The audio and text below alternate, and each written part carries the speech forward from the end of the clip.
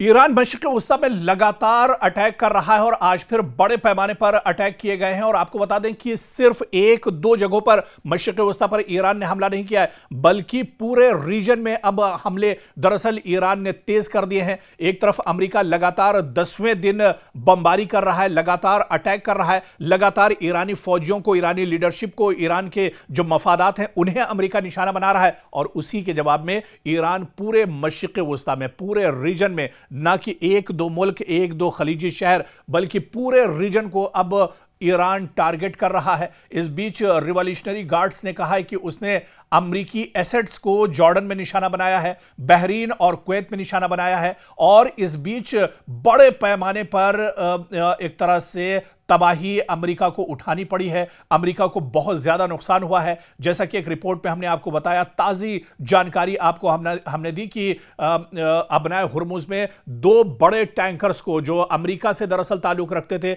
उन टैंकर्स को ईरान ने तबाह कर दिया है। और ये जो रास्ता है वो दरअसल ईरान ने कहा है कि अमेरिका और उसके इत्तेहादियों के लिए अब एक तरह से अबनाए हुर्मुज में ही उसकी कब्र खोद देंगे। और अब देखिए कि अबनाए हुर्मुज में आईआरजीसी ने खुद यह दावा किया है, उसने यह बयान दिया है कि अमेरिका के दो टैंकर्स को यहां पर तबाह कर दिया है।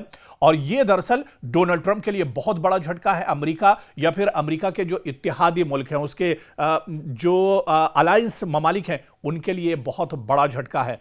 आपको याद होगा जब पहली बार जंग शुरू हुई थी, इजराइल अमेरिका ने एक साथ ईरान पर हमला किया था और उसके बाद ईरान ने अबनाए हुर्मुज में पूरी तरह से नाकाबंदी कर दी थी। आप देखिए कि सिर्फ पूरी दुनिया में, आप देखिए अमेरिका समेत पूरी दुनिया में हाहाकार मच गया था। गैस और पेट्रोल की किल्लत एक तरह से हो गई थी। और अब एक बार फिर खतरे के बादल मंडला रहे हैं, क्योंकि एक बार फिर अबनाए हुर्मुज पर ईरान ने ताला लगा दिया है। ईरान अब यहां से, ईरान की इजाजत के बगैर कोई भी टैंकर्स अब यहां से गुजर नहीं सकता है। और इसके अलावा जो दूसरे जराए हैं खलीजी ममालिक में या मशरिक़ वस्ता में, जहां से गैस और ऑयल, पेट्रोलियम या डीजल वहां से आता है, अब वहां पर भी ईरान ने हमले तेज कर दिए हैं। चाहे जॉर्डन की बात की जाए, बहरीन की बात की जाए, कुवैत की बात की जाए, अबू धाबी की बात की जाए, यूएई की बात की जाए, सऊदी की बात की जाए, अब कोई इलाका दरअसल, कोई खित्ता इस रीजन में दरअसल महफूज नहीं है। और ईरान ने यही कहा था अभी हालिया दिनों,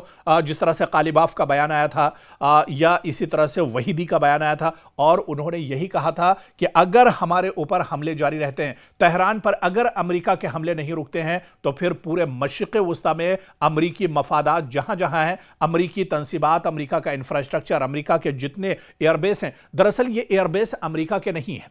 हम जिस तरह से कहते हैं कि अमेरिका के एयरबेस, दरअसल इस पर अमेरिका ने अपना तसल्लुत जमा रखा है। सऊदी दरअसल जो अरब ममालिक हैं वो अमेरिका के पिट्ठू हैं, अमेरिका के गुलाम हैं और उसके ही इशारे पर काम करते हैं। इस वजह से गल्फ के ममालिक ने और खलीजी ममालिक ने अपने इन एयरपोर्ट्स को अमेरिका को एक तरह से दिया हुआ है। अमेरिका यहां से अपनी नाजायज जो हरकतें हैं उनको एक तरह से पूरा करता है, नापाक हरकतों को एक तरह से पूरा करता है। और मशरिक़ वस्ता में चाहे ईरान की बात की जाए, चाहे शाम की बात की जाए, चाहे लेबनान की बात की जाए या फिर गजा की बात की जाए, इस तरह के ममालिक पर ये हमले करते हैं और मासूमों का खून बहाने के लिए इन एयरबेस का इस्तेमाल करते हैं। और ईरान को यह पता है कि अमेरिका की अगर कमर मशरिक़ वस्ता में तोड़नी है, तो फिर एक तरह से मशरिक़ वस्ता में जहां जहां अमेरिका के एयरबेस हैं, चाहे इराक की बात करें, चाहे दूसरे जो खलीजी ममालिक हैं जहां बड़े एयरबेस हैं, चाहे कतर की बात करें, इन एयरबेस को अगर पूरी तरह से नेस्त नाबूद ईरान कर देता है, तो ईरान को पता है कि अमेरिका की